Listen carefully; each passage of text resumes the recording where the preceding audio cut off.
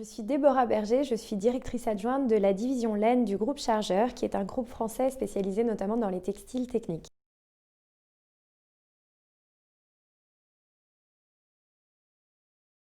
Il y a à peu près 1 an et demi, dans le groupe Chargeur, nous avons mis en place un label de laine éco-traçable qui s'appelle Organica Precious Fiber. C'est un label qui nous permet de garantir à nos clients qui achètent cette fibre un certain nombre d'engagements répartis sur 3 piliers. Le premier pilier, c'est le bien-être animal et l'absence de cruauté animale.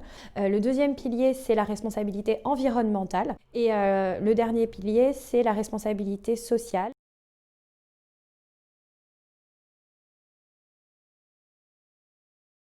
Il nous semblait évidemment crucial, puisque nous avons mis en place un protocole qui est très exigeant, qui garantit un certain nombre de respects par rapport aux 3 piliers que j'ai évoqués. La transparence nous paraissait jouer un rôle primordial dans ce produit.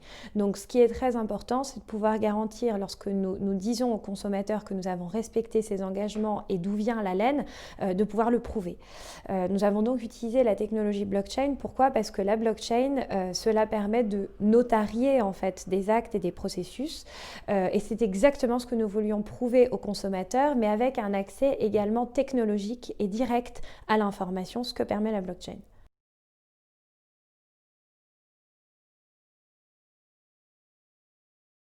Nous nous sommes tournés vers Crystal Chain pour plusieurs raisons. D'abord, Crystal Chain a une très bonne maîtrise et expertise de la technologie blockchain sous-jacente que nous utilisons, mais également une très bonne connaissance de l'industrie. Crystal Chain avait déjà travaillé avec le groupe Carrefour pour la traçabilité dans le domaine agroalimentaire avant de commencer à travailler avec nous. Et ce qui nous a été très utile, c'est que Crystal Chain avait une très bonne compréhension des processus industriels et des processus de production et une capacité à nous aider à transformer et formaliser ces processus en des données qu'on pouvait notarier au sein de la blockchain. Et en plus, on travaille sur une production qui est très internationale, avec des zones de sourcing, notamment dans l'hémisphère sud, beaucoup en Australie, en Nouvelle-Zélande, en Argentine, en Patagonie, qui nécessitaient de pouvoir travailler sur l'échelle mondiale, et c'est ce que Crystal Chain nous proposait également.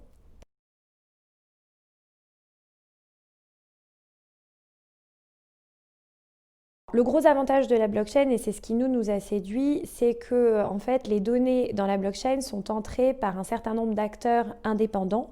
Et pour valider une chaîne qu'elle puisse être notariée dans son intégralité, il faut qu'un certain nombre d'acteurs indépendants valident un certain nombre d'étapes. Je prends un exemple, par exemple la première étape, quand un fermier va dire qu'il a livré 10 tonnes de laine Organica Precious Fiber à une usine de peignage en Argentine, on va envoyer automatiquement un SMS au fermier en lui disant « As-tu livré 10 tonnes de laine Organica Precious Fiber à telle usine de peignage tel jour ?» Il va répondre oui ou non par SMS. C'est très puissant parce que en fait, même si nous, chargeurs, en tant qu'administrateurs de la plateforme, voulions rentrer nous-mêmes ces informations dans la chaîne, nous ne pourrions pas, c'est impossible en fait de falsifier les données et de les rentrer de manière arbitraire, puisque ça repose sur des acteurs qui sont tous indépendants les uns des autres, qui ne sont évidemment pas sous notre contrôle qui valident les étapes clés. Par ailleurs, ce qui est très utile aussi, c'est qu'on peut faire des contrôles bloquants qui permettent notamment de tester les quantités. Si un filateur reçoit 10 tonnes de laine Organica Precious Fiber mais qui décrit en sortie avoir produit 12 tonnes de fil, c'est un contrôle automatiquement bloquant puisque ça n'est pas possible. Donc ça nous permet de contrôler la contrefaçon, la qualité du produit et toute la chaîne de production.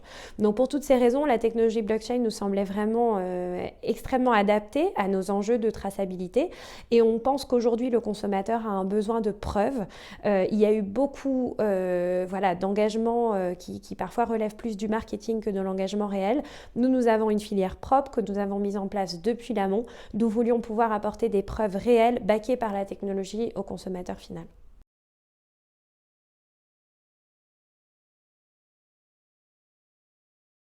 Organica Precious Fiber, c'est une fibre que nous vendons aujourd'hui plutôt en B2B à des marques. Alors on a plusieurs très grandes marques qui sont nos partenaires aujourd'hui et qui utilisent cette plateforme blockchain aussi bien en B2B qu'en B2C, notamment des marques de tissus, de draperie pour réaliser des costumes d'hommes.